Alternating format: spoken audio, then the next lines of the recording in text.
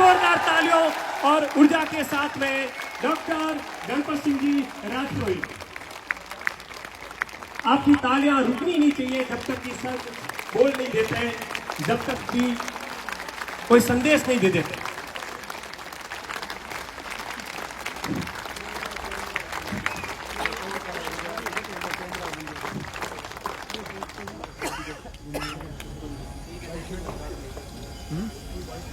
हाँ ठीक है।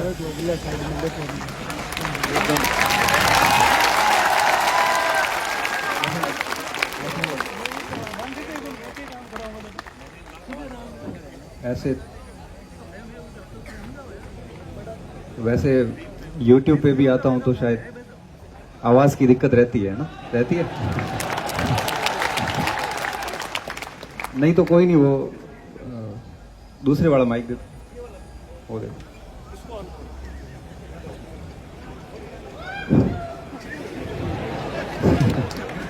ये हेलो हेलो, ये बंद कर दो, साइड कर दो।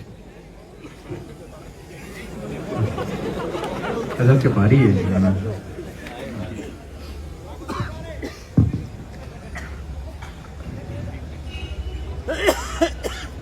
मैं आप सभी को एक बार ऐसे अचानक से देखकर, जब मैं अंदर एंटर हो रहा था यहाँ पे, तो थोड़ा सा एकदम नर्वस सा हो गया था। फिर नर्वस होने के बाद में थोड़ा जब आगे बढ़ा, तो उसके बाद मैंने फिर जान बचाने की बस जब कोशिश की तो अंदर के सारे हार्मोन वापस एक्टिव हुए और नर्वसनेस थोड़ी थोड़ी जाती रही। फिर जब मंच पे आया और आप सभी को देखा तो सच कहूं तो थोड़ा सा मैं भावुक हो गया। और फिर जब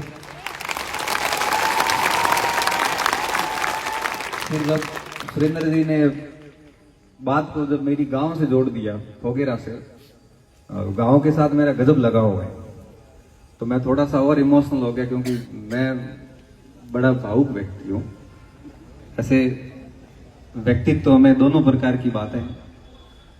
एक वो बात शुरू करूं उससे पहले एक वो शेर है, आपने सुना होगा कि सदा दिली ऐसी कि जान दे दो मुस्कुराते मुस्कुराते, और गुरूर ऐसा कि खुदा से भी बात न करूं।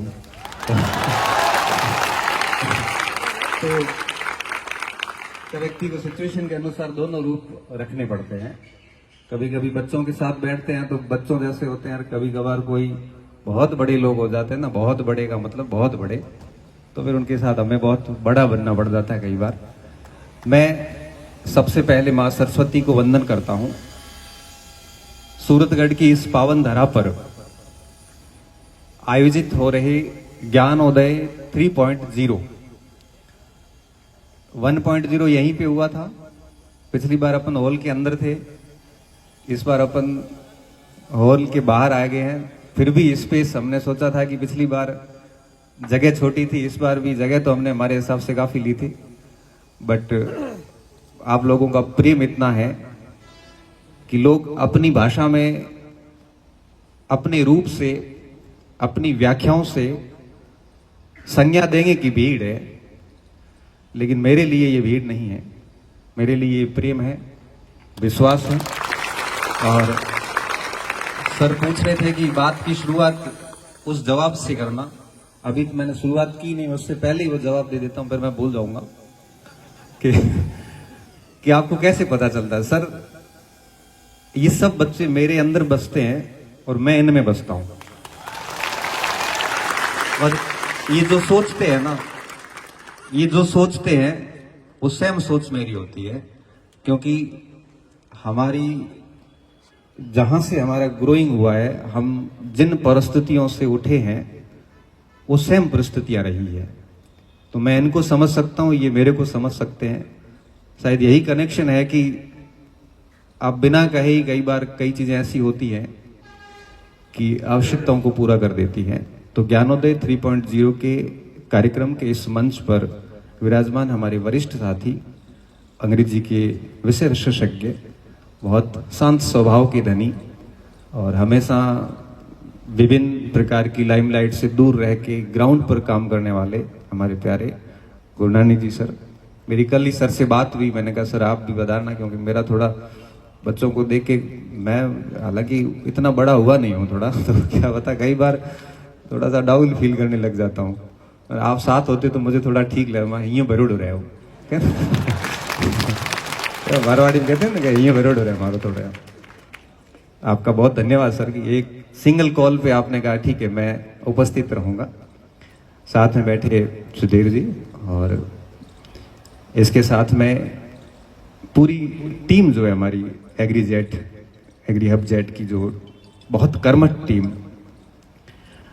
साथ में हमारी जो बाड़मेर से हम लोग, क्योंकि कई बार संसाधन सीमित हो जाते हैं तो हमें हमारे लोग भी भेजने पड़ते हैं, तो हमारी टीम पूरी, इन सबको ही मैं शुक्रिया करूंगा। उससे पहले मेरे लिए इस पूरे कार्यक्रम का जो मेन केंद्र बिंदु है वो आप सभी है।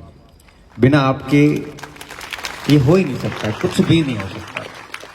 मैं कल से जब हम रवाना हुए तो इन्होंने शायद 3-4 बजे एक छोटा सा वीडियो बना के भेजा। सुबह नींद तो मुझे भी रात को ठीक से नहीं आई। वीडियो में मैंने इतनी कुर्सियां देखी, मैंने कहा ये नहीं भरी गई तो बड़ा बेइज्जती वाला मैटर है, क्योंकि लोग तो वो खाली वाला वीडियो बनाएंगे मेरे को टेंशन हुई, 3-4 बजे इन्होंने वो टेंशन दे दी। मैंने सुरेंद्र जी से बात की, मैंने कहा सुरेंद्र जी आपको क्या लग रहा है? सुरेंद्र जी अभी तो नींद आ रही है, बाद में देखते हैं सुरेंद्र जी ने कोई बहुत खास रिस्पांस दिया नहीं, तो मैंने सवाई जी से कहा सवाई हमारी पूरी, आप कॉर्नर पे खड़े हैं, पूरा काम मैनेज करने का जिम्मेदारी इनकी है। एक दिन पहले ही आ गए थे बाड़मेर से। आपको कभी रात को 12 बजे भी करंट अफेयर्स की अगर यूट्यूब पे क्लास अपलोड हो रही होती है तो आप कर रहे होते हैं। एप्लीकेशन पे हिस्ट्री की अगर रात को 2 बजे क्लास अपलोड हो रही है तो आप कर रहे होते हैं। आपके कोई भी कंफ्यूजन होते हैं एप्लीकेशन वगैरह पे, या फिर कोई भी फोन कॉल पे, आप कई बार गाड़ियां भी निकाल देते हो तो ये सुन रहे होते हैं तो इनको पूछा, मैंने कहा आपको क्या लग रहा है?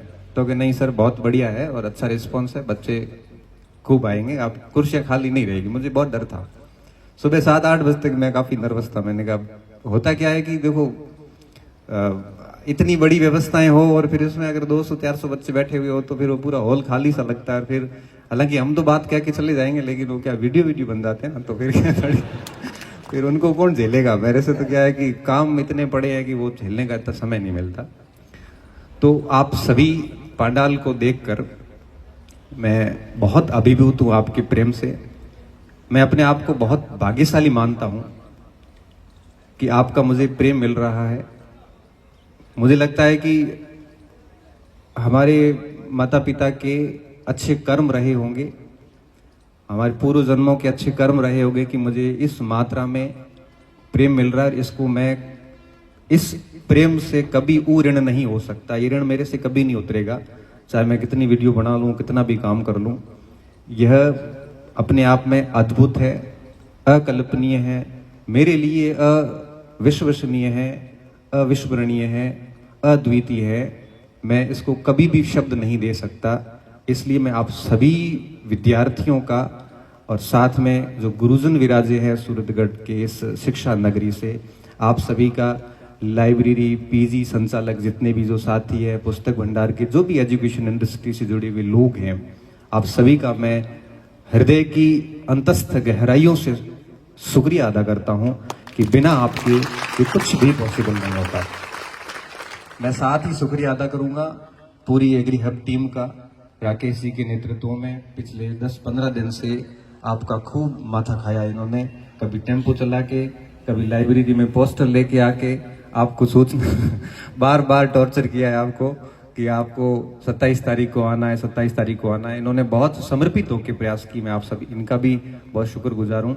और मेरी पूरी टीम सवाई जी के नेतृत्व में जो काम कर रही थी, वेल मैनेज तरीके से, हमें पता ही नहीं, मुझे केवल माइक आके पकड़ना होता है, बाकी सारा काम सवाई जी, प्रवीण, करण शाह, ये सारे अपने पूरी टीम मिलके काम करती है। इनका मैं हमेशा से ऋणी रहा हूं, क्योंकि बिना इनके मेरा कभी कोई कार्यक्रम सक्सेस नहीं हो सकता। मेरे हर कार्यक्रम के पीछे बैकग्राउंड में ये चेहरे आपको मिलेंगे, यही है वो जितना वेल मैनेज तरीके से काम करते हैं। इसके साथ साथ मैं शुक्रिया अदा करूंगा हमारे अनुज, बोल दूं आज अनुज बोल देता हूँ, ये इनकी इच्छा है कि आप मुझे अनुज कहा करें, अग्रज ना कहें।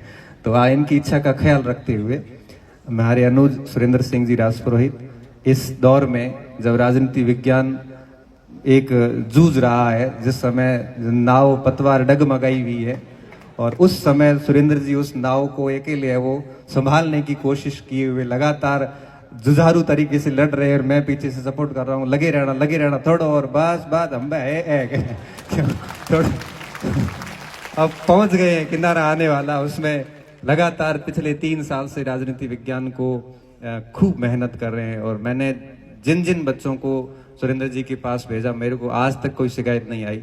जिस दिन मैंने सुरेंद्र जी का शिकायत आ गई तो मैं शिक्षक रूप में आऊंगा, भाई रूप खत्म हो जाएगा उसी समय, और ढंग से सुनाता हूं और वो फिर आप सुन नहीं पाओगे।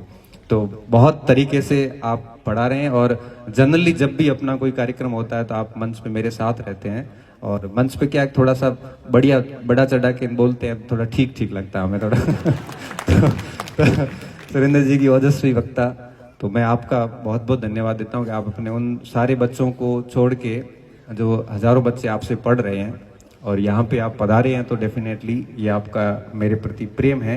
हम 2016 की वैकेंसी में 7 ही लेक्चरर बने थे, और उसके बाद में आपने जीवन में फर्स्ट और लास्ट एक ही एग्जाम दिया लेक्चरर का, उसमें संतुष्ट होकर बैठ गए।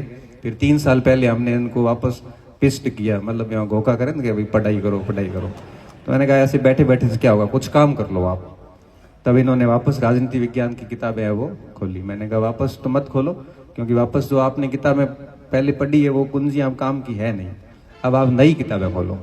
फिर आपने नई किताबें लाई और उसका काम शुरू किया, जिसका परिणाम आपके सामने मार्केट के बच्चे अच्छे से जानते हैं। इन सब बातों के बाद में मैं आता हूँ मूल बिंदु पे, जिसके लिए आप सभी यहाँ पे उपस्थित हुए हैं। मूल बिंदु से पहले भी एक और बात रह गई है, वो कह देता हूँ, फिर क्या है कि फ्लो में आएंगे, उसके बाद में फिर दूसरी बातें याद नहीं आएगी। कई ऐसी चर्चाएं चलती है कि इस कार्यक्रम के उद्देश्य क्या है, तो मैं यही कह सकता हूं कि इसका कोई उद्देश्य नहीं है। हमारा न तो कोई कोचिंग खोलने का उद्देश्य है, न हमारा कोई ऐसा राजनीति में आने का उद्देश्य है। हमारा उद्देश्य सिर्फ इतना है कि हम ऑनलाइन पढ़ाते हैं, ऑफलाइन भी पढ़ाते हैं। ऑफलाइन बच्चे हर दिन हम बात करते रहते हैं, ऑनलाइन में ऐसे हजारों बच्चे जिन्होंने न हमें कभी भौतिक रूप से देखा, न हमने उनको कभी भौतिक रूप से देखा।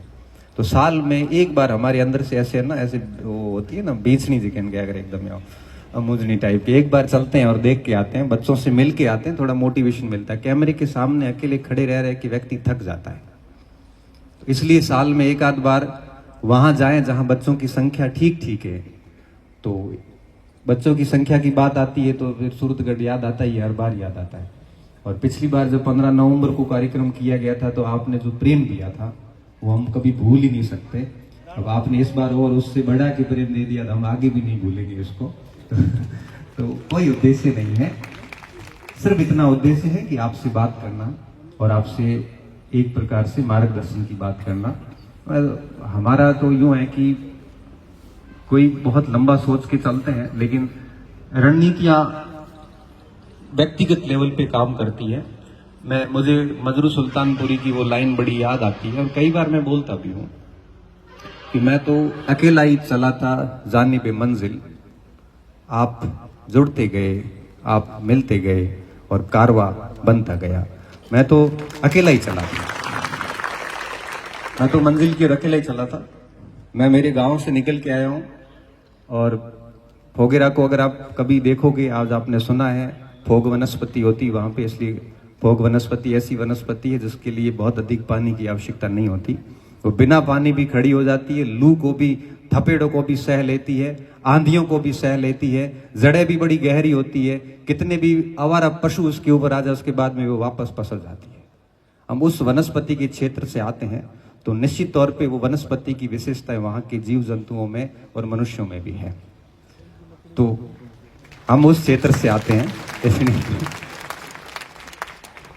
मैं मेरी बात को शुरू करूंगा। आज हम इस विषय पे बात नहीं करेंगे कि पढ़ना कैसे है, पढ़ना क्या है। ये बातें आप खूब सुन चुके हो और आपको बहुत अच्छे से इन चीजों के बारे में पता भी है। पढ़ाई के अलावा भी कई सारी चीजें हैं जिनसे हम जूझ रहे होते हैं। कुर्सियां वगैरह पीछे होगी तो मुझे लगता है थोड़ा थक जाओगे बहुत। अच्छा, न्यू कुर्सियों से अरेंजमेंट किया है, ठीक है ठीक है, हाँ फिर ठीक है। क्योंकि कई बच्चों को डायरी भी शायद नहीं मिली होगी, नहीं मिली, तो मैं आपके लिए क्या कर सकते हैं, हमने तो कितनी करवाई थी, 2025 करवाई थी, वो तो चली गई हाथों हाथ ही। अब वो थोड़ा सा आपको समय पे आना था। मैंने तो क्या, मेरे को एक डर और भी था। एक बार क्या हुआ कि हम खेत जा रहे थे डोके काटने के लिए, तो बच्चों को मैंने कहा कि अपने को 15 आदमी चाहिए। मम्मी ने कहा था कि 15 लोगों को ही लाना, इतने ज्यादा है नहीं। तो मैंने कहा ठीक है, मैंने बच्चों ने कहा कि मैंने कहा ज्यादा नहीं आना, 15 ही आने हैं। तो बच्चों ने कहा कि बहुत भीड़ है, जाके क्या करेंगे, 15 हो गए होंगे। ऐसे करते करते कोई नहीं आया सुबह तक। मैंने कहा भाई यहाँ ये स्थिति नहीं होगी कि बहुत भीड़ होगी, कहाँ बैठेंगे, नहीं चलते। अगर ऐसे नहीं चलोगे तो फिर मेरे तो हो गया काम बराबर हो जाओ। चलो ये हास्य विनोद हो गया, थोड़ा रिलैक्स हो जाओ। अब हम बात करेंगे कि पढ़ाई के अलावा भी आप किन चीजों से गुजरते हैं। देखिए, मैं सीधा मेरे पे आता हूं और यहीं से बात शुरू करता हूं।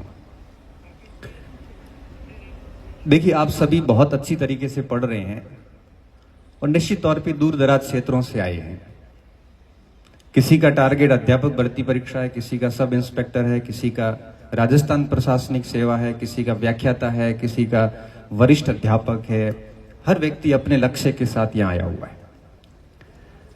कई बच्चे असफल भी हो रहे हैं, कई सफल भी हो रहे हैं, कई आप में से चयनित होते जा रहे हैं।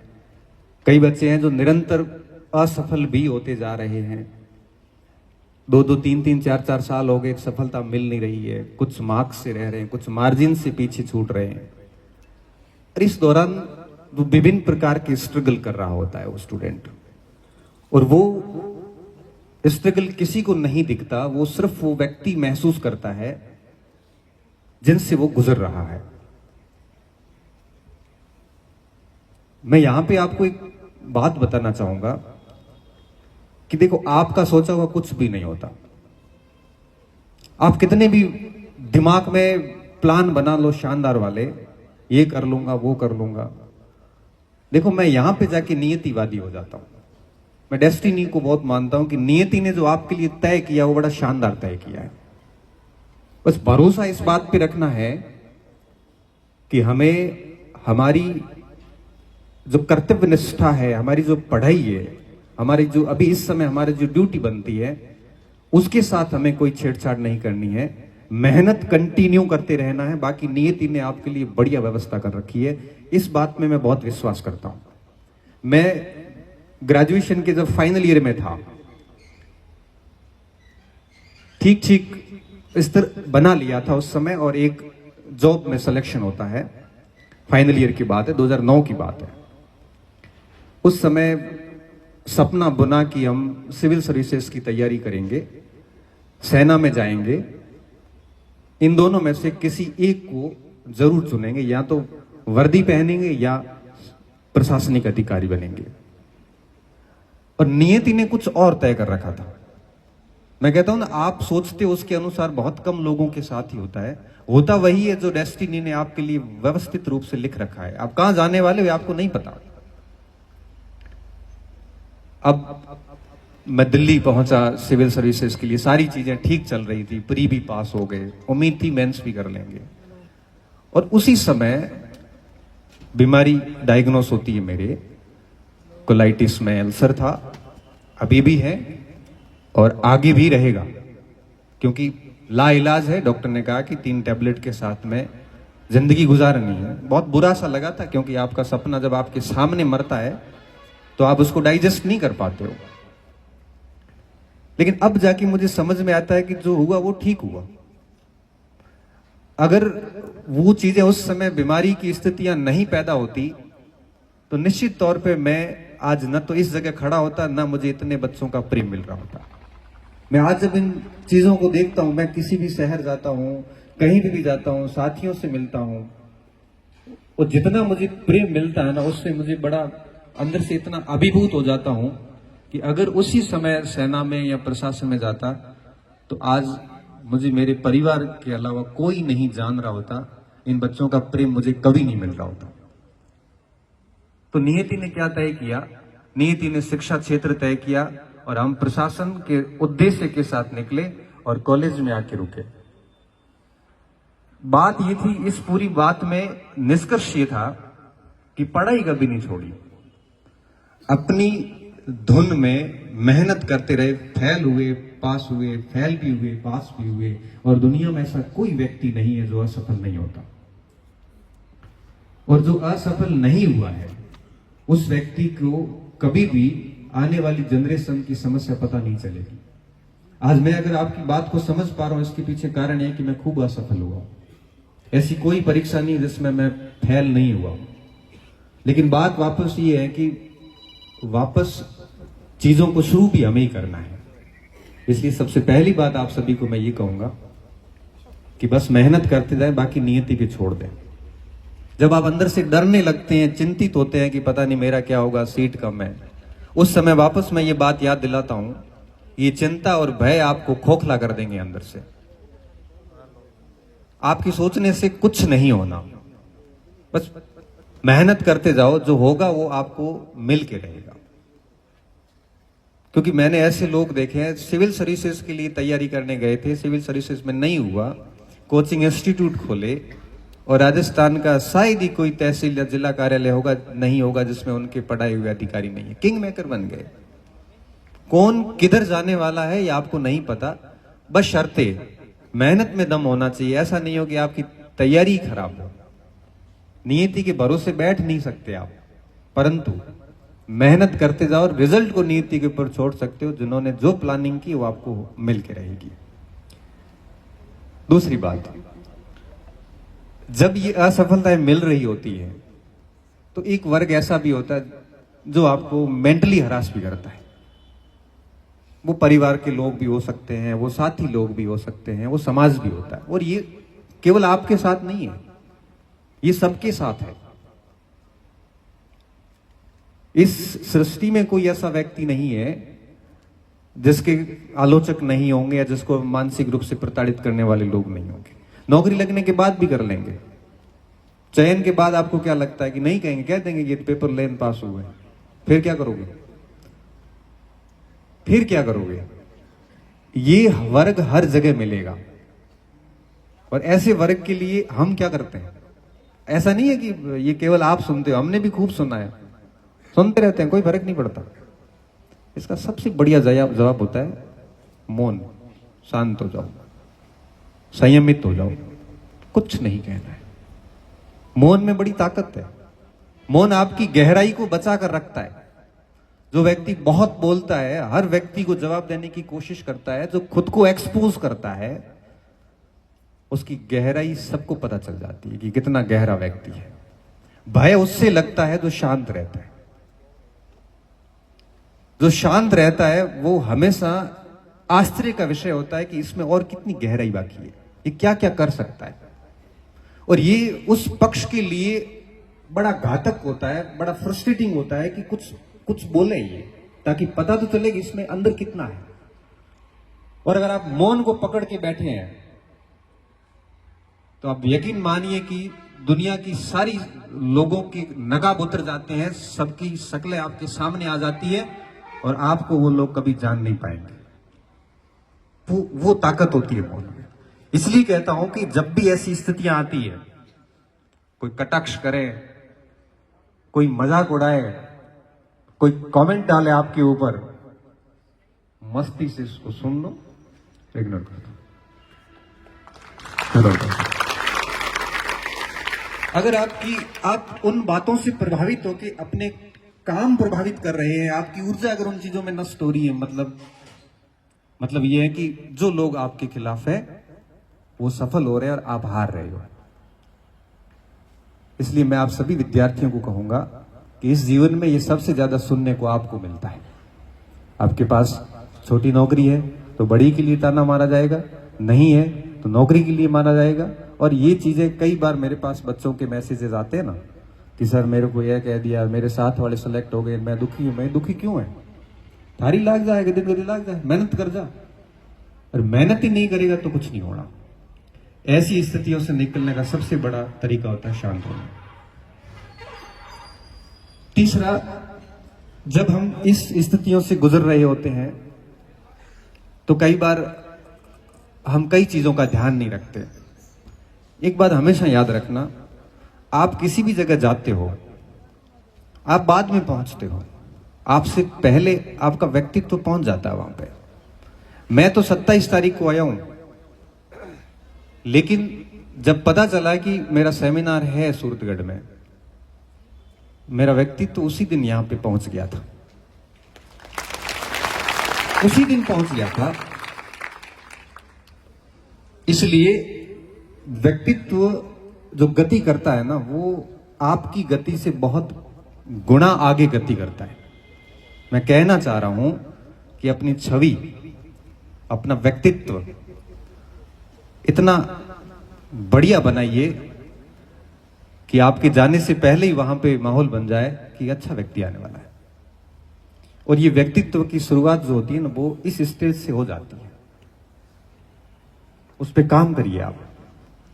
और व्यक्तित्व बनाने के सिंपल तरीके होते हैं। सबसे बढ़िया तरीका क्या होता है? अच्छे लोगों के साथ रहो। आपके साथ जैसे लोग होंगे, आपकी पर्सनैलिटी वैसी होगी। किसी का भला कर सको तो करो, नहीं होता तो बुरा हमारे को नहीं करना। हमें विभिन्न प्रकार की बुरी आदतों से दूर रहना, हमें अच्छे लोगों के संपर्क में रहना। कोई गलत व्यक्ति साथ हो रहा है तो उससे थोड़ा दूर हो जाना। धीरे धीरे आपकी पर्सनैलिटी बनती है।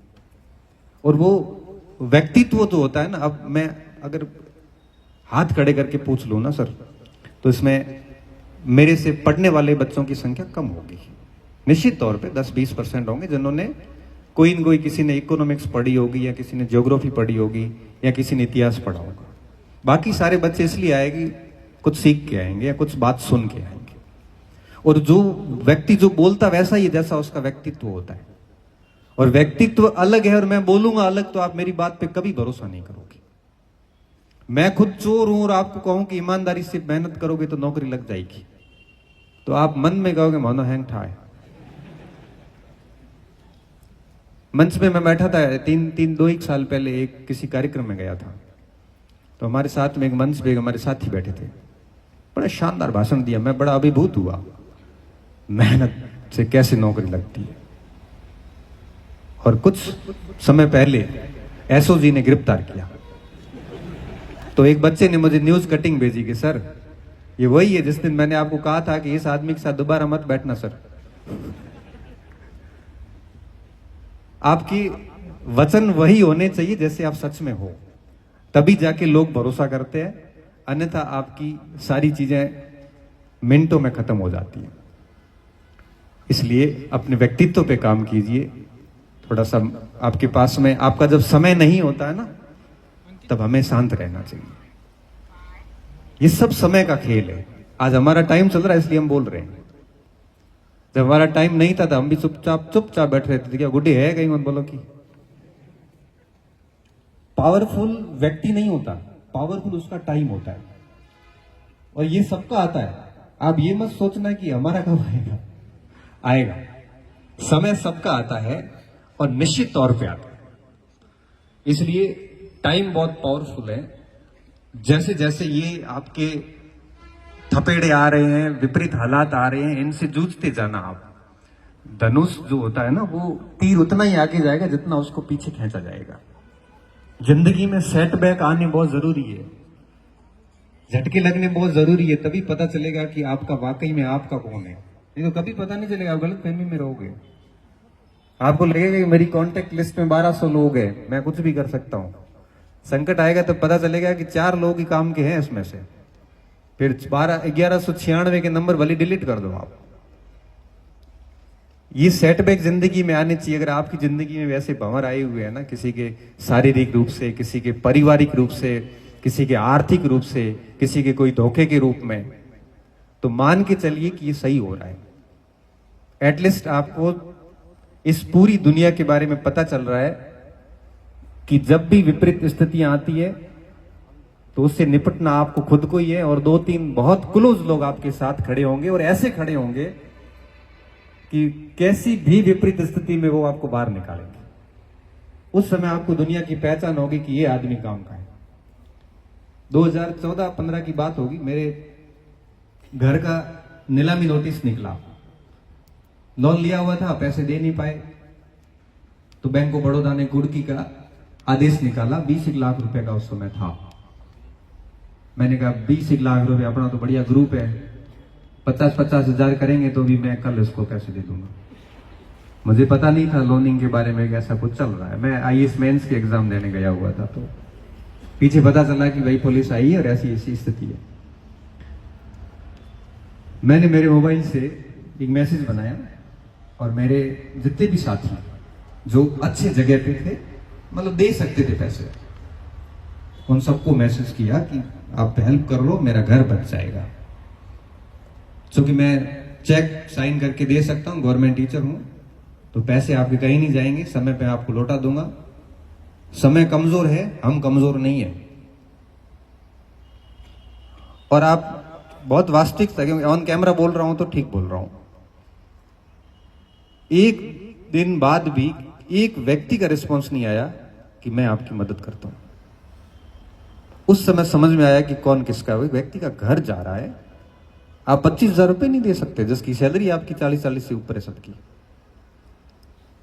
तब एक आदमी जिसको कहा भी नहीं, मैसेज भी नहीं किया उसको, मैंने कहा खुद बेचारा संघर्ष कर रहा है। रात को फोन आता है कि गणपत उदास क्यों है, क्या हुआ? पेपर खराब हुआ आईएएस मेंस वाला। मैंने कहा वो तो थारो हर साल ही खराब हुआ है, ये टेंशन की बात है। मैंने कहा यार इस बार पेपर का मैटर नहीं है, इस बार मैटर ये है। तो मेरे को तो नहीं कहा, मेरे को खुद को अभी पता चला है। मेरे से घर वालों ने बात छुपा के रखी कि यार ये परेशान होगा, इसकी तैयारी है, मेंस वेंस दे रहा है, तो मैं व्यवस्था करता हूं, भले कहीं से करूं। वो आदमी अहमदाबाद से पैसे लेके और दूसरे दिन सुबह बाड़मेर पहुंचता है। 16 लाख रुपए केस उसको दिए बैंक वाले को, 4 शेष बचे। उसको कहा कि इसके नंबर, फोन नंबर काट गणपत सिंह के, मेरे इसमें लिख, और अगली किस्त मैं दूंगा, इसको फोन नहीं करेगा। मेरा घर बच गया। और उसके बाद से लेके उस व्यक्ति के लिए हम जान भी दे सकते हैं। मैं आज नाम नहीं लूंगा वहां पे, क्योंकि फिर क्या है, कुछ चीजें फाइनेंशियली खूब सारी चीजें हो जाती है कि भाषण हमारे लोग, बच्चे कम सुनते हैं आजकल, दूसरे लोग ज्यादा सुनते हैं। तो क्या है कि कई बार बाधा फोड़ी होती है, इसलिए कई बार दोस्तों ने कहा कि मैं नौ मत लियो, अगर भाऊ पे 9 लेन मोरे मजो कराई गए थे। तो अब मैं क्या है आजकल थोड़ा कम नाम लेता हूं। उस दिन मुझे बात समझ में आई कि संकट की स्थिति जब आती है तो आपको बहुत गंभीर व्यक्ति बनाते हैं, आपको पूरी दुनिया की शक्ल दिखाती है, आपको पता चलता है कि आपके साथ कौन खड़े हैं, और फिर जिंदगी इतनी सरल हो जाती है, क्योंकि ये फोगट के फालतू के रिश्ते डोए नहीं जाते जो काम के भी नहीं है। जब आप संकट में हो, जब आपका साथी काम नहीं करता है, जब आपका वो फोन उठाना पसंद नहीं कर रहा है, ऐसे आदमी को उसी दिन रास्ते से हटाओ। वो सिर्फ और सिर्फ आपके मन के ऊपर एक भार है, इससे अधिक कुछ नहीं। होगा क्या गुटी बाबड़ गुटी है ही कहीं को, तो अलग बात है। तो भी वो आदमी हमसे सुबह शाम आएगा कि मुंह थारे भेड़ो। एटलीस्ट ऐसी व्यक्ति को भी हमें उसका सम्मान करना चाहिए। तो ये अगर संकट आपके साथ जीवन में चल रहे हैं तो थोड़ा सा धैर्य रखिए, थोड़े से अंदर से मजबूत रहिए। बस आइडेंटिफाई करते जाओ कौन अपना कौन पराया, और समय समय की बात है, वो संकट जाएगा। क्योंकि कुछ प्रश्नों के, कुछ संकटों के हल समय के ऊपर छोड़ दो आप, 100% उसके समाधान होंगे और हुए। ये जो बात बोल रहा हूं तो ये बहुत अनुभव के साथ बोल रहा हूं। ये चीजें हमारे से गुजरी है, क्योंकि मेरी मम्मी भी कई बार मुझे कहती है कि छोटा है लेकिन बहुत बड़ा हो गया बेटा, जो समझ है तेरी बड़ा बना दिया। मैंने कहा ये व्यक्ति कैसा होता है आपको पता है? व्यक्ति कैसा होता है? व्यक्ति वैसा होगा जैसे उसके हालात होते हैं। व्यक्ति हालातों का उत्पाद होता है। बहुत कठिन हालातों से आप निकले हैं तो आप बहुत ही जमीन से जुड़े हुए ऐसे व्यक्ति होंगे जो किसी का बुरा नहीं करेंगे। सोने की चम्मच लेके पैदा हुए हैं, बढ़िया अच्छी स्थितियों से आए हैं, तो आपको नहीं पता कि कौन बच्चा किस स्थिति में संघर्ष कर रहा है। आपके हालात कैसे रहे हैं आपके आसपास किसी ने आपके साथ में विश्वासघात किए है, तो आप जिंदगी में किसी के साथ नहीं करोगे, क्योंकि आपको पता है उसका दर्द क्या होता है। अगर आपके साथ किसी ने धोखा किया है तो आप किसी के साथ नहीं करोगे, क्योंकि आपको पता है उसका दर्द क्या होता है। इसलिए कहते हैं कि ये जितने भी हालात होते हैं ना, वो आपको बनाते हैं, उसको स्वीकार कीजिए। आप अगर बुरे हालात है तो बहुत अच्छा व्यक्ति बनाते हैं। और कहते हैं ना, आपको जो भी महान नजर आता है वो महान है नहीं, बस उसने संघर्षों को झेला है। संघर्षों को झेलते झेलते वो इतना स्किल्ड हो गया है कि उसमें हर परेशानी से निकलने की कला है उसमें। उसको पता है कि किन चीजों से बाहर निकलना है, कैसे बाहर निकलना है, इसलिए वो आपको ठीक लग रहा है।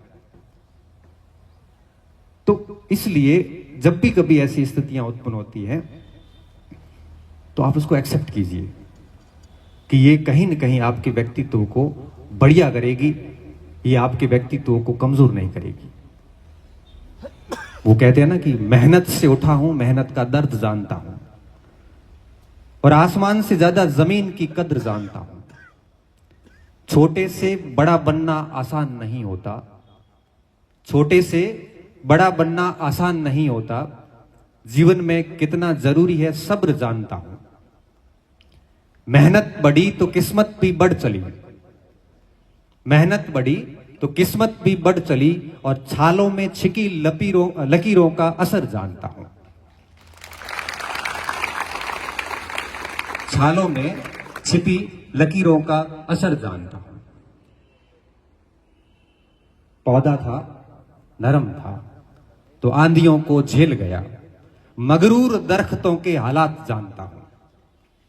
जो मगरूर दरख्त होते हैं, ऐसे पौधे जिनमें बहुत गुरूर होता है, उनके हालात जानता हूं। बेवक्त, बेवजह, बेशुमार मुस्कुरा देता हूं। आधे दुश्मनों को तो यूं ही हरा देता हूं। बहुत कुछ पाया, बहुत कुछ पाया, परंतु अपना कुछ नहीं माना, क्योंकि एक दिन सब राख में मिल जाना है, यह मैं जानता हूं। तो जितनी मेहनत होगी उतनी ये चीजें मजबूती से आगे बढ़ेगी। इसलिए अपने आप को कभी भी किसी भी जगह कमजोर महसूस मत करना। कमजोर समय हो सकता है, व्यक्ति नहीं होता। कभी भी किसी भी मोड़ पे आपको अगर ये लगे ना कि मैं पिछड़े क्षेत्र से आता हूं, या मेरी शिक्षा दीक्षा है वो राजकीय विद्यालयों में भी है, मेरे परसेंटेज अच्छे नहीं है, मैं ग्रामीण क्षेत्र से आता हूं, मेरा पारिवारिक बैकग्राउंड एजुकेशन का नहीं है, तो मेरी नौकरी कैसे लगेगी। अगर ऐसे विचार कभी मस्तिष्क में आते हैं तो एक पल के लिए हम जैसे लोगों को याद करना कि ये सारी बातें हम में थी। मैं भी गांव से निकला, गवर्नमेंट एजुकेशन हासिल करी है। 6ठी कक्षा में हमारे पहली बार अंग्रेजी आई थी। GS राजपुरी लिखते थे, GANPAT लिखना नहीं आता था। घर में कोई मैट्रिक पास नहीं था, पहला मैट्रिक 10वीं पास मैं हूं। फिर आप आगे पूरा आंकड़ा लगा सकते हो कि पहला 12वीं पास भी होगा, पहला डॉक्टरेट PhD किया हुआ भी होगा, पहला ही प्रोफेसर था, सब पहला ही था। कोई विशिष्ट मार्गदर्शन नहीं, बड़ा परिवार, घर में कोई इनकम के बहुत बड़े सोर्स नहीं थे। हालांकि मैं मेरे माँ बाप को आज भी सबसे अमीर मानता हूं, क्योंकि उन्होंने मेरी जरूरतों को कभी भी ये कह के मैं इनकार पूरा करने से इनकार नहीं किया कि पैसे नहीं है। उन्होंने भले घी बेच के लाए हो, उन्होंने भले फसल बेच के लेके आए हो, उन्होंने 2000 मांगे तो 2100 रुपए दिए। मैं मेरे माता पिता को कभी गरीब नहीं कहता, वो हमेशा अमीर थे मेरे लिए और आज भी वो अमीर है।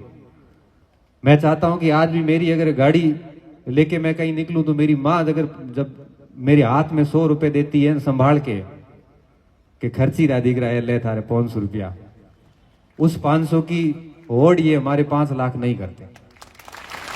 उस 500 को समेट के पर्स में रखता हूं कि माँ ने दिए हैं, और पापा कहते हैं बेटा चाहिए तो पैसे और पड़े हैं। मैं मानता हूं कि कितने हम भाग्यशाली लोग हैं कि माँ बाप का प्रेम मिलता है और ये 500-200 रुपए की खर्ची मिलती है। ये वो व्यक्ति महसूस कर सकता है इसका दर्द, जिनको माता पिता का ऐसा महसूस नहीं हो पाता, क्योंकि कईयों ने बचपन में खो दिए। वो लोग इस दर्द को समझ सकते हैं। अभी अपने पास है तो अपने को इनका पता नहीं चल रहा है।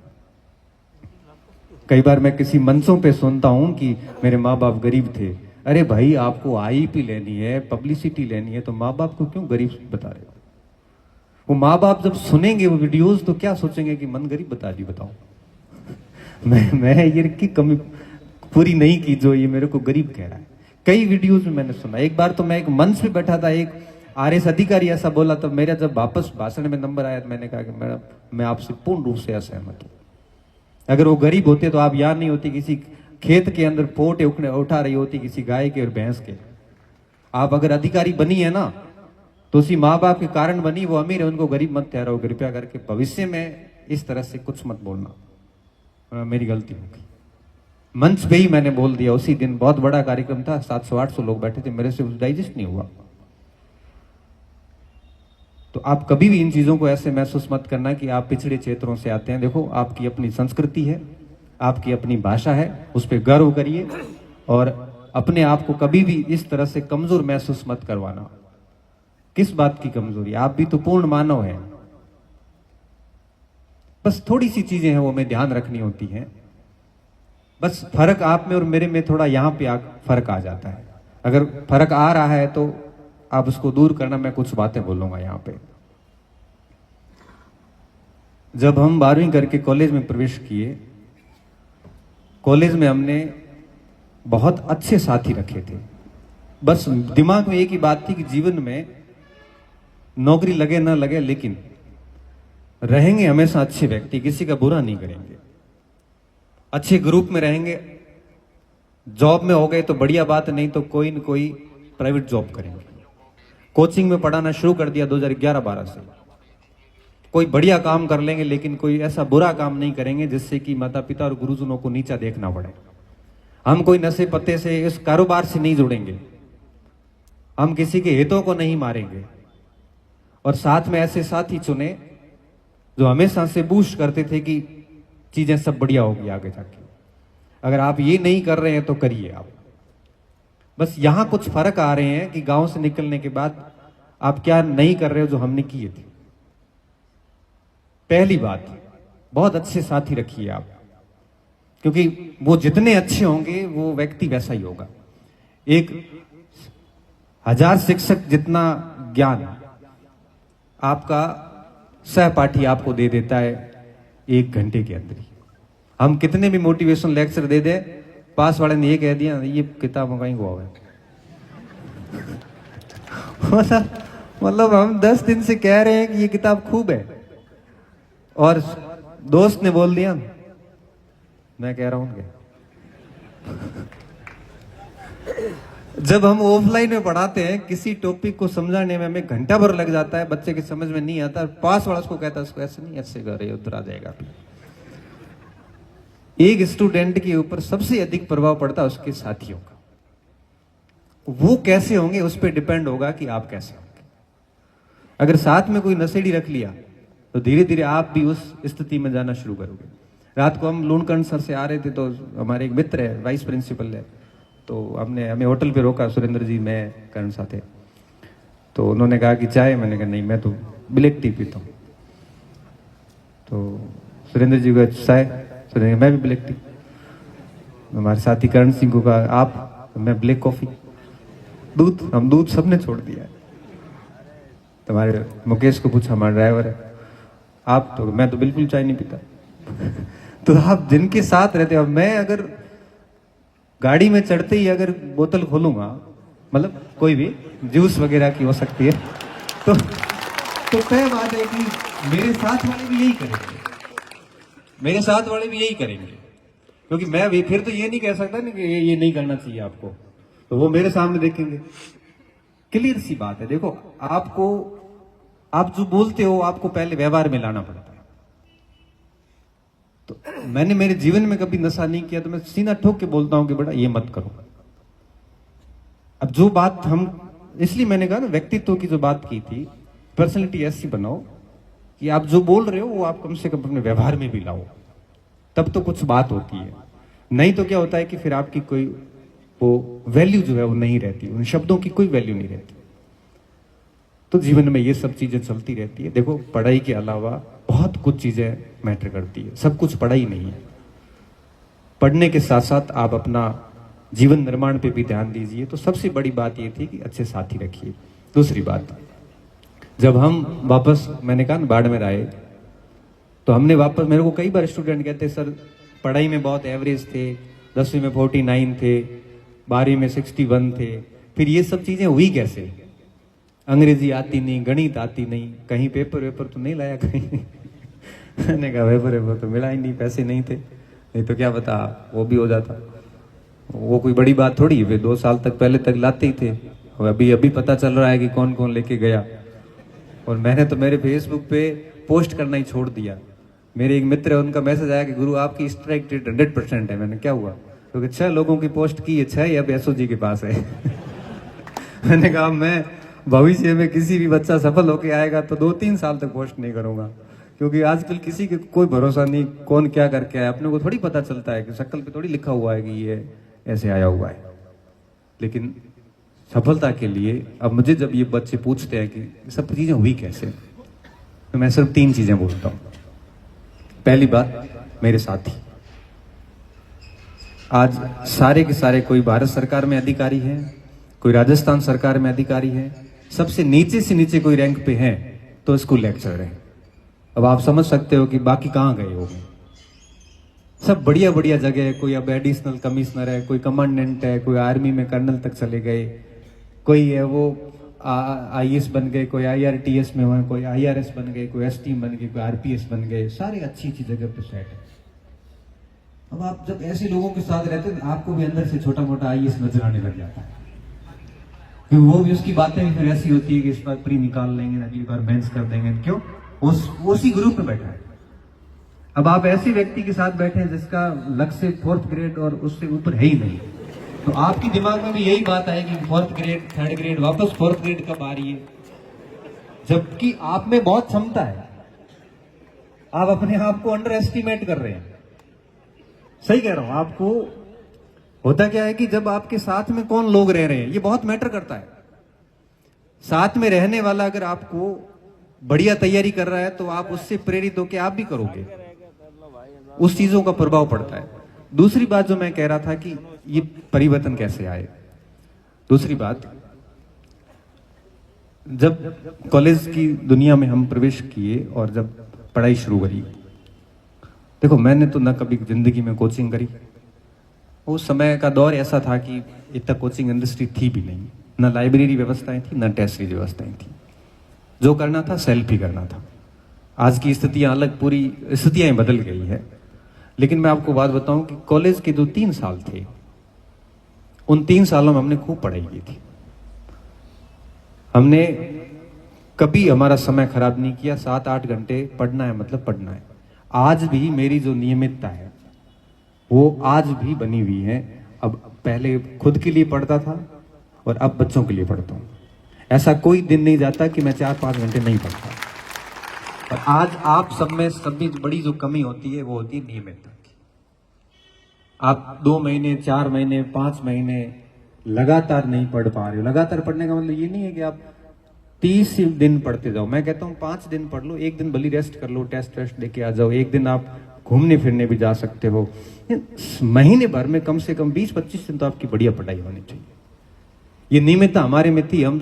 मुझे अच्छे से याद है कि हम गर्मियों की छुट्टियों में भी घर नहीं जाते थे। रघुनाथ जाने ही नहीं देता था। कहाँ जाना है, पढ़ाई कर, नौकरी लागी तो हो रही न, घरे जाए तो कोई मैण है कि करी गए। तो घर जाके आपको कोई टॉन्टिंग करेगा, जाके क्या करेगा। आज की स्थिति यह है कि हमारे में नियमितता नहीं है। तो कृपया करके आप जिस भी परीक्षा की तैयारी कर रहे हैं लगातार करते जाइए। दूसरा, आज के स्टूडेंट और हमारे में क्या फर्क था, हमारा शेड्यूल बहुत फिक्स था। सुबह पढ़ना, दिन में शाम को खेलने जाना, पूरी व्यवस्थाएं थी। आज की स्थिति क्या है कि हम शेड्यूल पे, अगर शेड्यूल बना भी लिया है ना दिमाग से, शेड्यूल दिमाग से बनाना पड़ता है। आप कॉपी पे बनाते हो, कॉपी पे बना हुआ शेड्यूल कभी आज दिन तक किसी का लागू नहीं हो पाया है। जो पीछे के पेज पे लिखते हो ना 6 बजे उठना और वो 6:30 बजे तक ये करना, 8:30 बजे तक इतिहास पढ़नी। क्यों? 8:30 पे अगर आपका पैराग्राफ आधा रखा हुआ तो आधा ही छोड़ दोगे। शेड्यूल ऐसे नहीं बनते, वो प्लानिंग दिमाग में बनती है। अगर वो चीजें नहीं की है तो आप कम से कम अपने आप को शेड्यूल्ड करिए बढ़िया। तीसरी बात, जो भी मटेरियल लाते हो एटलीस्ट इतना होना चाहिए कि वो मटेरियल आपको याद तो है, तब आप दूसरा लेके आइए। आपके पास पहले से बहुत किताबें पढ़ी, वो तो आपने ठीक से पढ़ी नहीं, वो आपको याद नहीं है और किसी और साथी ने कह दिया कि ये काम की नहीं है, अब आप 2 किताबें और लेके आ गए। तो किताब लाने की एक शर्त डाल दो कि पहले वाली जब ठीक याद होगी तभी हम दूसरी किताब में हाथ डालेंगे, अन्यथा हम दूसरी किताब नहीं लाएंगे। हम लाइब्रेरी बना देते हैं, लाइब्रेरी के अंदर लाइब्रेरी बनी हुई है, हर कंपार्टमेंट के अंदर किताबों का थोक लगा हुआ। अब हमें समझ में नहीं आ रहा कि इसमें पढ़ना क्या है छोड़ना क्या है। उलझिए मत, जितना उलझोगे उतना आप पीछे रहोगे। सरल रखिए, लिमिटेड कंटेंट रखिए और नियम बनाइए कि किताब को पहली पेज से लेके लास्ट पेज तक पढ़ेंगे उसको। बीच में आधी किताब छोड़ के नई किताब लाने के अगर ये काम करोगे ना तो आगे 5 साल और बेरोजगारी चलती रहेगी। जो किताबें आपके पास में है लिमिटेड रखिए कि भाई इतिहास में ये करना है, भूगोल में ये करना है, फिक्स कर दीजिए और उसको बहुत अच्छे से पढ़ लीजिए। याद हो गया तब आप नई किताब की ओर जाइए। फिर और नई लाओगे तो आपको एटलीस्ट 80% उसमें पढ़ा हुआ मिलेगा, फिर आपको केवल नया 20% ही पढ़ना उसमें। फिर अगर आप तीसरी किताब लाओगे तो उसमें आपको 5% ही नया मिलता है और 3 बार रिवीजन हो जाता है। तो किताब आप नई तब लेके आओ जब आपके पास में जो विद्यमान पुस्तक है उसको आपने बढ़िया से पढ़ लिया। ये हमारी स्ट्रेटजी रहती थी। मेरे पास भारत के भूगोल की 12-15 किताबें होंगी, लेकिन पहले एक किताब लाया था, उसको पढ़ा, फिर जब यूपीएससी का पेपर देके आए उसमें से 10 सवाल नहीं मिले तब दूसरी किताब लेके आए, उसमें से देखा तो इसमें थोड़ा एडवांस है। ऐसे करते करते चीजें किताबें बढ़ती जाती थी, लेकिन कम से कम ये तो था कि पुराने वाली पढ़ी हुई है। अगर आप अभी भी ये स्थितियां कर रहे हैं तो आप उसमें सुधार कीजिए। देखो, आप यहां पे आए हैं तो मुझे लगता है कि कुछ चीजें सीख के जानी चाहिए आपको। नई किताब तभी लेके आए जब आप पुरानी किताबों को याद करते हो। चौथी गलती हम क्या करते हैं, हम अभ्यास नहीं करते और रिवीजन नहीं करते। और मैं ये मानता हूं कि अगर आप कम से कम 6-5 दिन पढ़ते हो तो पिछले लास्ट में 1-2 दिन पूरा वापस रिवीजन करो, क्योंकि जब तक रिवीजन नहीं होगा तब तक वो कभी याद नहीं होगा। आप अगर किताब को 20 बार पढ़ लोगे ना तब भी वो किताब आपको रिजल्ट नहीं दे पाएगी अगर आप उसको नियमित रूप से रिवाइज नहीं कर रहे हो तो। हम किताबों को रिवीजन करेंगे कहां से? हम एक के बाद एक किताबें लगातार लेके आ रहे हैं तो पुरानी किताब के अंदर क्या लिखा था वो भी हमें पता नहीं है। हम क्यों उलझे हैं इतने सारे? अब जब आप रिवीजन सही कर नहीं रहे हैं, किताब को पूरा पढ़ नहीं रहे हैं, नई पे नई किताब लेके आ रहे हैं तो प्रैक्टिस भी नहीं हो रही है। प्रैक्टिस हो नहीं रही है, रिवीजन हो नहीं रहा है, किताबें और उलझ गए। एक मोबाइल होता है ना, तो मोबाइल के अंदर बैटरी जल्दी कब रिसती है? जब उसके पीछे बहुत सारे एप्लीकेशंस खुले होते हैं। और आपके साथ क्या हो रखा है कि आप तैयारी कर रहे हैं, आपने जो जो टारगेट प्लानिंग कर रखी है कि इतने तक ये सिलेबस पढ़ना था, ये करना था, वो सारे अधूरे पड़े हैं। अब उनके अंदर आप सोच में पड़े हुए उनको कैसे करें? और दिक्कत क्या आती है कि जब पुरानी प्लानिंग पूरी नहीं होती है तो आदमी अंदर से फ्रस्ट्रेट होता है, अंदर से उसको बड़ा दुख सा होता है और वो चुपचाप पड़ा रहता है, उसको कुछ भी करने की इच्छा नहीं होती, ओवर थिंकिंग करता है, टेंशन में जाता है और स्ट्रेस वगैरह ये सब चीजें होने शुरू हो जाती हैं। इसलिए इन छोटी छोटी चीजों का ध्यान रखो। देखो, आप में और मेरे में कोई फर्क नहीं है और मेरे से अच्छा दिमाग आपका होगा, मैं ये भी मानता हूं, लेकिन पढ़ने के जो तौर तरीके थे हमारे, मुझे लगता है कि थोड़े ठीक थे, इस वजह से हम ठीक जगह चले गए। एक बार मैंने एक लाइब्रेरी का छोटा सा वीडियो बनाया था। मेरे लाइब्रेरी में 1000 किताबें होगी, लेकिन उन किताबों में मैंने उस वीडियो में एक बहुत अच्छी चीज बोली थी कि मैंने कहा जो नौकरी लगाई थी ना वो एक यही अलमारी थी जिसमें 10 किताबें थी। नौकरियां सारी इसमें लगी, बाकी किताबें सब बाद में लाई गई है, बाकी सारी किताबें बाद में लाई गई है। और जो है, एक बार सुरेंद्र जी मेरे साथ रूम में थे, मेरी लाइब्रेरी रूम में, मैंने इनको डीडी बसु की किताब दिखाई 2005 की, जब मैं सेकंड ईयर में नहीं था, फर्स्ट ईयर में था। डीडी बसु की किताब के अंदर 3 बार अंडरलाइन किए हुए। सुरेंद्र जी देखो, मैंने ये 2005 में पढ़ी है और 2006 में मैंने ओपी गाबा की पढ़ी है, विचारकों की किताब। ये उस समय की बात है जब हम कॉलेज में थे। तो किसी भी किताब को अगर आप लाते हो तो एटलीस्ट पूरा पढ़ो, उसको याद करो, उसके बाद आपको लगता है कि अब इस किताब का काम हो गया पक्का, फिर अभ्यास करके फिर आप किसी नए स्रोत पे जा सकते हैं। फिर नए स्रोत पे जाओगे तो आपको 10-20% एक्स्ट्रा मिलेगा, ज्यादा नहीं मिलेगा। और इस पूरी यात्रा में, कंपटीशन की इस पूरी यात्रा में जितना अकेला रह के काम करोगे, जितना एकांत में काम करोगे, उतना आपको फायदा होगा।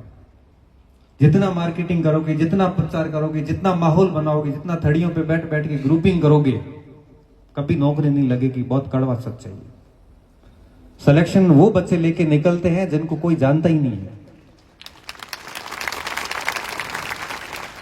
पास में रहने वाले की नौकरी लगती, नौकरी के बाद पता चलता कि ये हमारे पास रहता था। उसने कभी माहौल नहीं बनाया, उसके पास में 4-5 किताबें थी, रट के उसने ऐसी सेट करी बढ़िया, परीक्षा आई, 1-2 साल में अपनी कहानी खत्म करके निकल गया वहां से। जितना ज्यादा आप चर्चाओं का विषय रहोगे, जितना ज्यादा आप माहौल बना के रखोगे, जितना ज्यादा आप ग्रुपिंग करोगे, जितनी ज्यादा आप अपनायत दिखाओगे, ये चीजें राजनीति में काम करती, एजुकेशन में काम नहीं करती।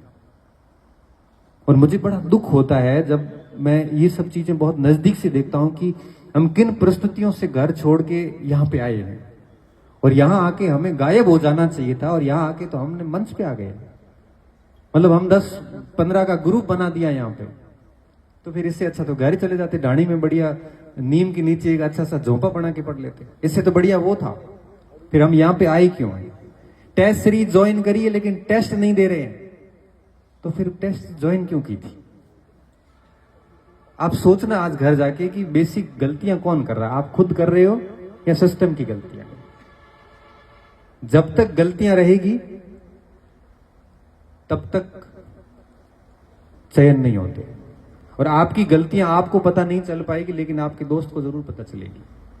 क्योंकि एक व्यक्ति की गलतियां खुद को कभी नहीं दिखती, दुनिया को दिखती है, और दोस्त उस दुनिया में होता है, तो वो आपको पहचानता है कि ये गलतियां कर रहा है। इसलिए इन चीजों का ध्यान रखें। अगर आप इन चीजों का ध्यान रखते हैं तो आप किस भी क्षेत्र से आते हैं, किस भी पृष्ठभूमि से आते हैं, 2-3 साल में आप बहुत अच्छी जगह चले जाएंगे। अगर आप कंटिन्यूसली गलतियां करते रहोगे, आप सुधार ही नहीं रहे हो खुद को,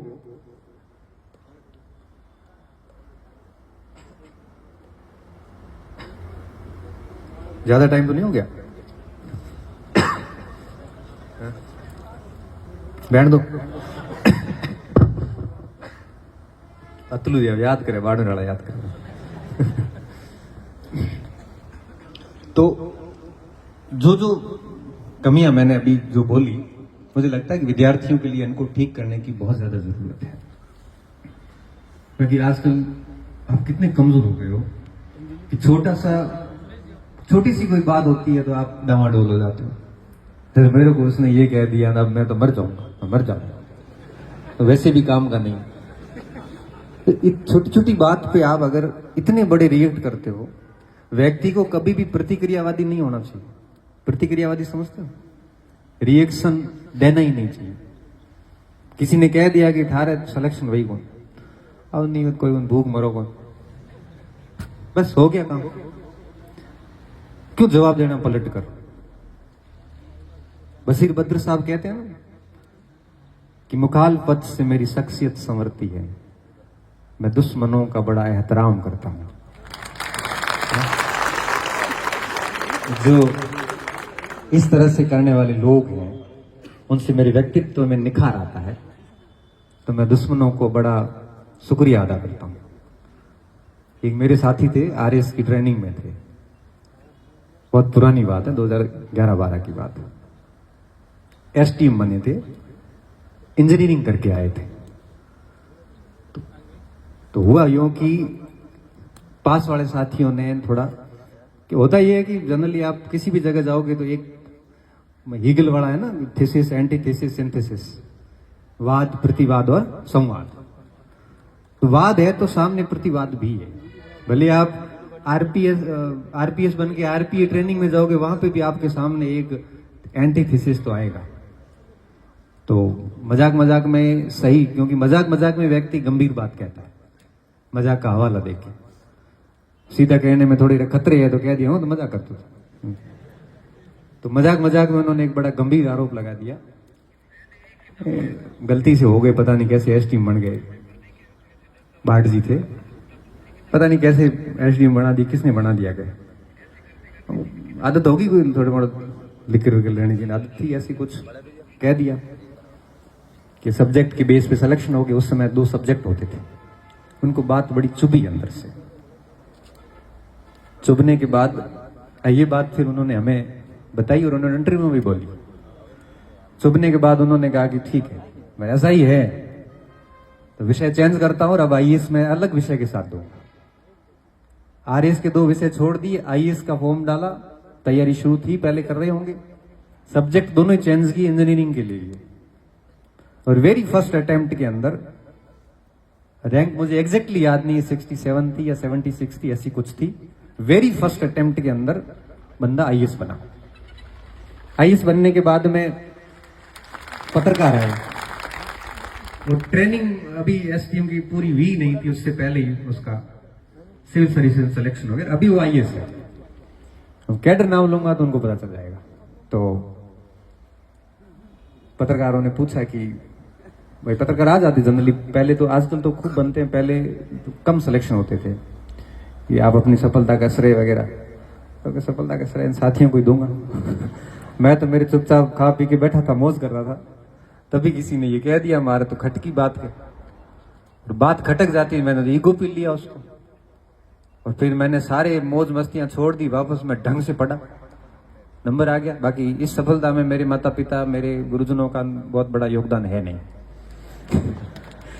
ये सफलता सिर्फ मेरे इन साथियों की वजह से आई है जिन्होंने ये कुछ ऐसी चीजें हुई और मेरा वो सिलेक्शन हो गया। तो कई बार क्या होता है कि आपको निखारने में आपके ऐसे साथियों का बहुत बड़ा रोल होता है, तो उनको हमेशा अपने आसपास रखिए ताकि पता चलता जाएगा कि आप में क्या कमी है या क्या हो सकती है भविष्य में।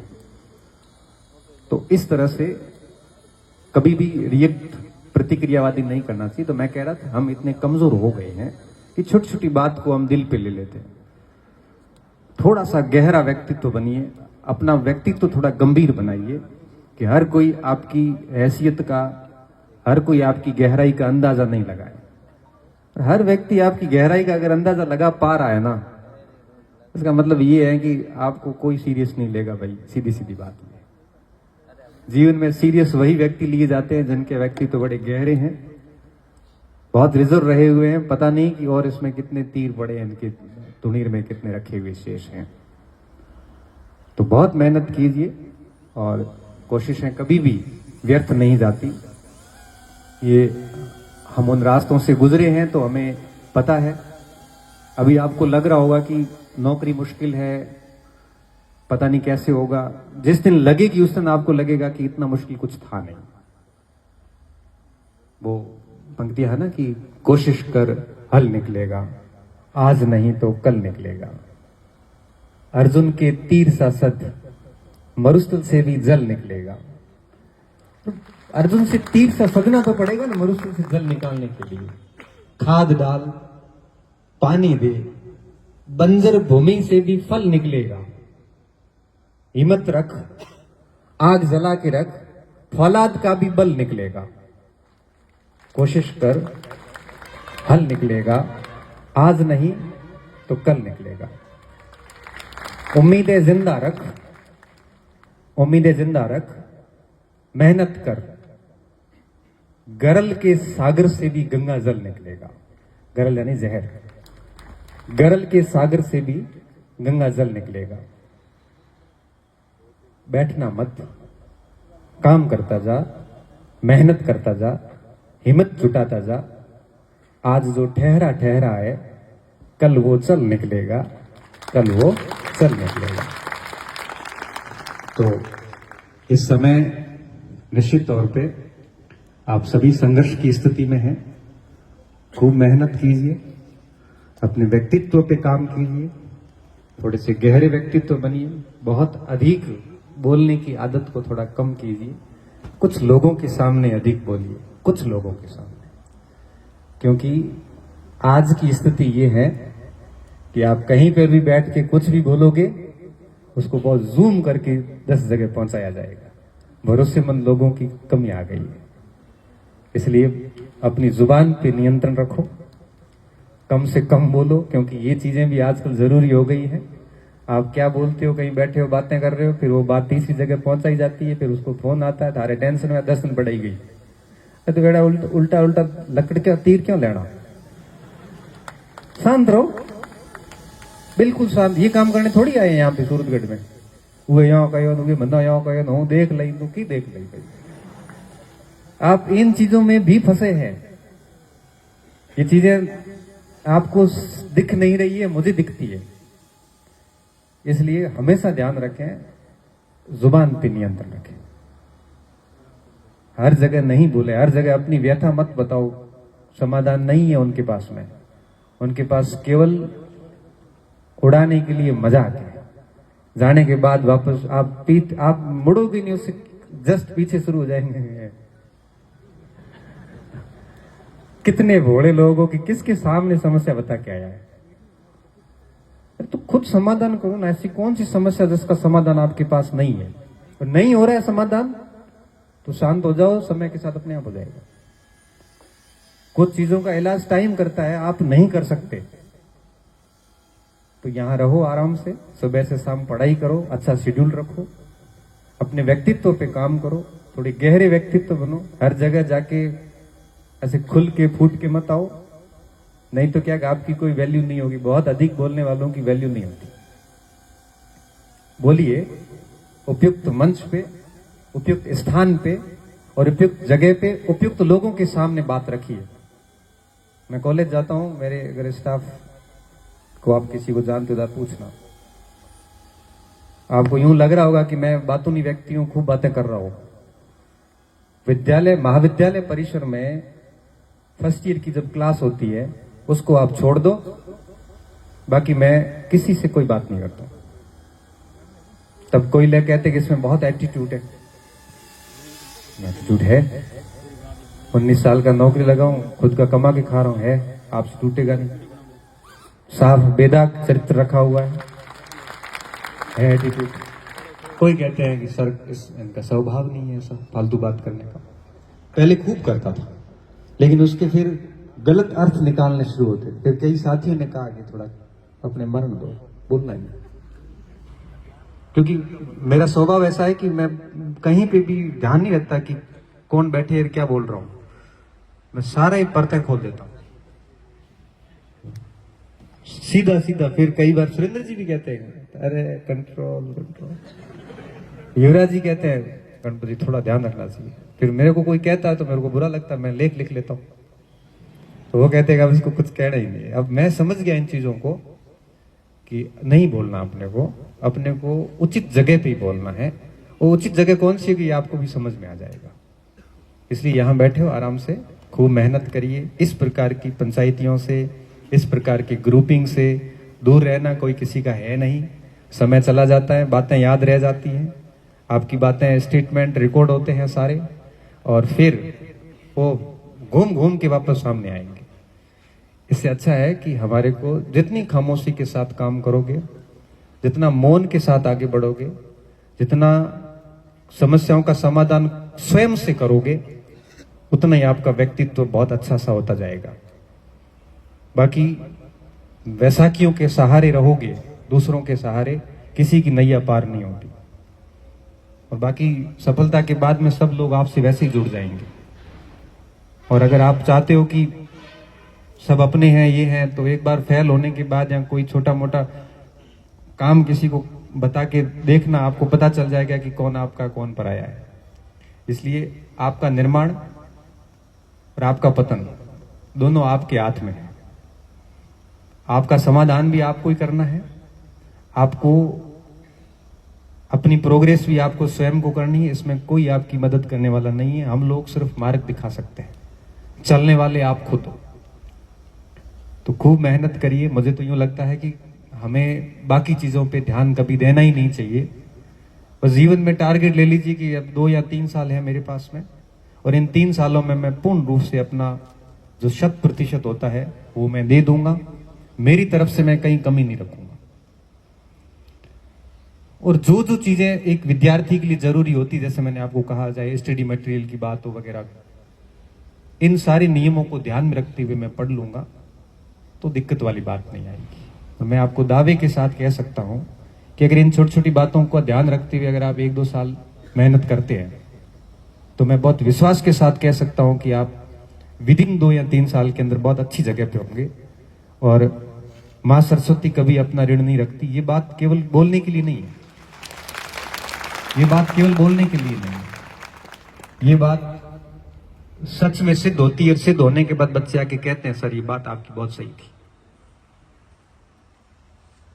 क्योंकि ऐसी हवा में हम बात नहीं करते।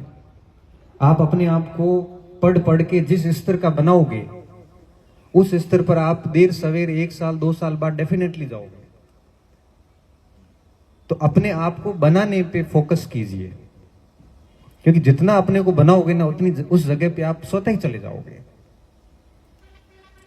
अगर आप अपने आप को अच्छे से नहीं तैयार करोगे, क्यों केवल पढ़ना ही सब कुछ नहीं है ना, आदतें भी अच्छी होनी चाहिए, आपकी प्रवृत्तियां अच्छी होनी चाहिए, स्वभाव भी अच्छा होना जरूरी है। क्योंकि केवल नौकरी लगना ही सफलता थोड़ी है।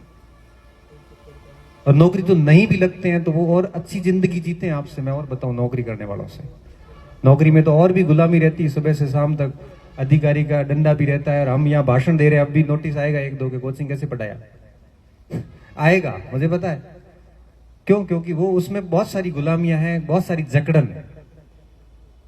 तो नौकरी कोई बहुत बड़ी जीवन की सफलता जैसा कुछ भी नहीं है। इसको कभी भी दिमाग पे भार के रूप में मत लेना।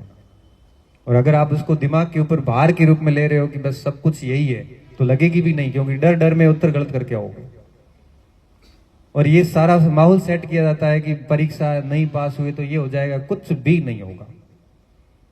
परीक्षा है, परीक्षा के हिसाब से लो, उसको बहुत ज्यादा सीरियस लेने की आवश्यकता नहीं है, बहुत ज्यादा डरने की आवश्यकता नहीं। हाँ, मेहनत करते जाओ और जो बहुत सारी सहूलियतें हैं आपको पास में, जो सुविधाएं हैं, उन सुविधाओं का अच्छे से उपयोग करोगे तो ज्यादा बेहतर रहेगा। क्योंकि कई बार क्या होता है कि सहूलियतें आपको अपाहिज बना देती है। अगर सहूलियतें आपको अपाहिज बना रही है तो छोड़ दो। अगर रास्ते आपको